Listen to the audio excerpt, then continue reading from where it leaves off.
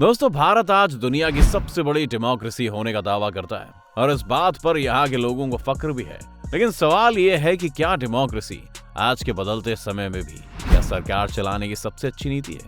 जब हम चीन और रूस जैसे देशों को देखते हैं तो हमारे मन में सवाल आता ही है कि क्या डेमोक्रेसी से ज्यादा बेहतर कोई भी सिस्टम नहीं है? और अगर ऐसा है तो जो कमियां डेमोक्रेसी के साथ हैं, उनका क्या कभी कोई समाधान नहीं निकल पाएगा? आज हम इसी चीज की पड़ताल करने वाले हैं, तो बने रहिएगा हमारे वीडियो के अंत तक। वीडियो शुरू होने से पहले वीडियो को लाइक करना और चैनल को सब्सक्राइब करना ना भूलें।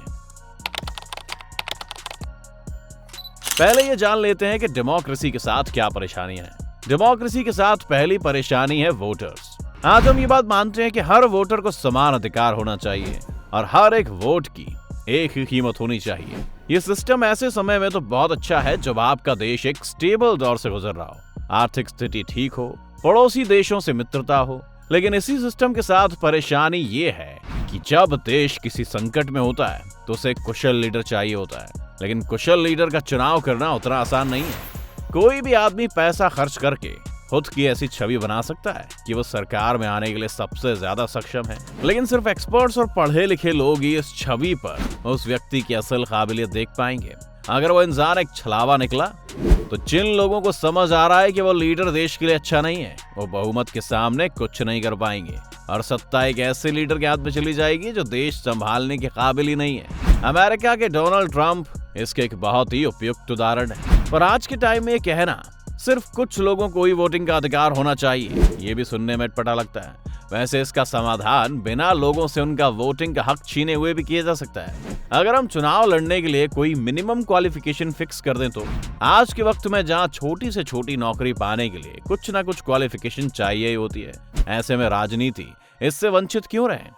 अगर हम लीडर्स की एक मिनिमम क्वालिफिकेशंस को फिक्स कर दें तो कम से कम हमें ये तसल्ली रहेगी कि जनता जिसे भी चुन रही है वो इस काम को करने में सक्षम है। डेमोक्रेसी के साथ तीसरी परेशानी है फैसले लेने की। डेमोक्रेसी की सबसे अच्छी बात है कि इसमें सबकी राय लेकर फैसला लिया जाता है। संसद में बिलों पर चर्चा होती है, लेकिन उसी के साथ साथ ये पूरी प्रक्रिया काफी वक्त भी ले लेती है और काफी बार तो केवल विरोध करने के लिए ही कई विपक्षी दल सरकार के आगे आ जाते हैं।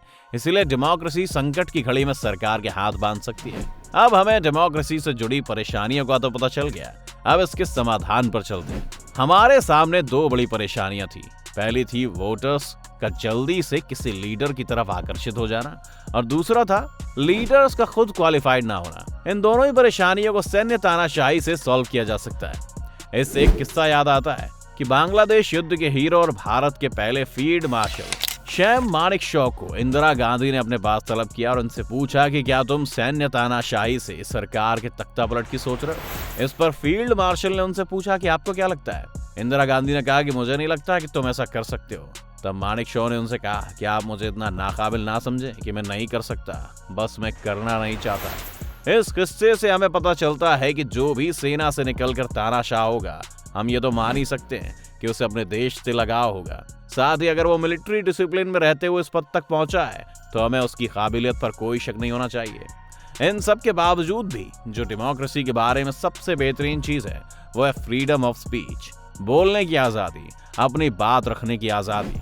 फिर उस बात को कहने वाले का ज्यादातर लोग समर्थन करते हो या ना करते हो, सैन्य तानाशाही के साथ फ्रीडम ऑफ स्पीच खत्म होने लगती है और लोग ऐसा महसूस करते हैं कि वो सिर्फ रूल्स फॉलो करने के लिए ही जी रहे हैं। साथ ही में एक ऐसे देश की डिफेंस फोर्स को इतनी शक्ति दे देना अचानक से देश में एक हिंसक माहौल भी ले आता है। इसीलिए सैन्य तानाशाही तो इसका समाधान नहीं हुआ।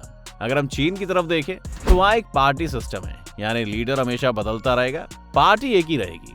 ये भी लीडर्स के बीच में एक कंपटीशन पैदा करता है। लेकिन वहाँ भी परेशानी ये है कि लोगों की बोलने की आजादी को दबाया जाता है। साथ ही साथ चीन में इंटरनेट को भी काफी रेस्ट्रिक्टेड तौर पर ही अलाउ किया गया है। फेसबुक और यूट्यूब जैसी साइट्स तो चीन में बैन है, इसीलिए चीन का तरीका भी नहीं अपना सकते। मोनार्की या राजशाही तो कुछ सबसे खराब विकल्पों में से एक होगा।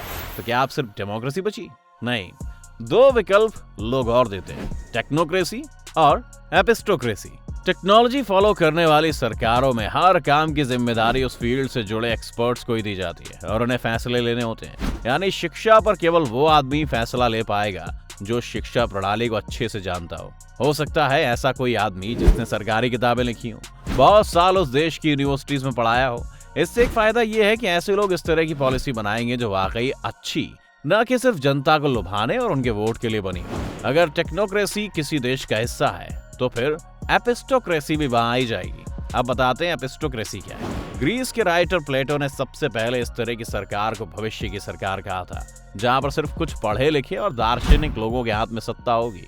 प्लेटो ने फिलोसोफर किंग का भी कॉन्सेप्ट दिया था कि राजा केवल वो होना चाहिए जिसमें गंभीर चिंतन की क्षमता हो, लड़ने के लिए उसके पास सैनिक है, उन सैनिकों को कमांड करने के लिए उसके पास सेनापति है। तो असल मायनों में राजा का काम सिर्फ अच्छे सेनापति और मंत्री नियुक्त करना है। यह सिस्टम सुनने में तो बुरा नहीं लगता, लेकिन इस सिस्टम में भी ये परेशानी है कि आप कैसे तय करेंगे कि कौन सा ज्ञान सच्चा है।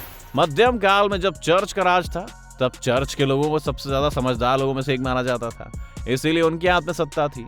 लेकिन इसी चर्च ने कई लोगों को फांसी पर चढ़ा दिया और गैलीलियो जैसे महान वैज्ञानिकों पर सिर्फ इसलिए मुकदमा चला दिया क्योंकि इसने लोगों से कहा था कि धरती गोल है, सपाट नहीं है। आज हम सब जानते हैं कि क्या सही था। आज भी आप किसी एक्सपर्ट की नॉलेज पर पूरी तरह से भरोसा नहीं कर सकते और यही कारण है कि टेक्नोक्रेसी भी कई जगहों पर फेल कर जाती है। इन सब चीजों पर नजर डालने के बाद अब हमारी तीसरी परेशानी की तरफ आते हैं, जो थी फैसलों में देरी करना।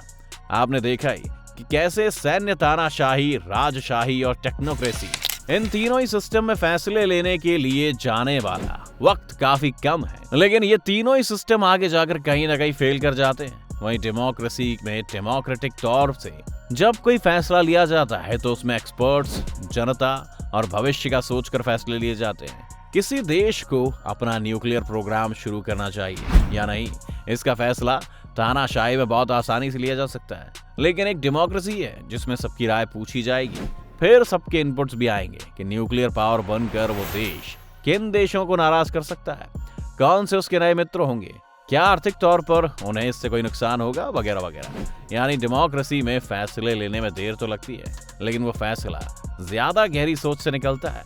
अगर किसी डेमोक्रेसी में बिल लाकर संसद में चर्चा की जा रही है तो ज्यादातर बिलों पर लोग अच्छी डिस्कशन करते हैं और इस बीच कुछ बिल ऐसे भी निकल आते हैं जिन पर सरकार या विपक्ष को अपनी राजनीति चमकानी है। तो खैर कोई बात नहीं, जनता वो भी धीरे धीरे समझ जाएगी।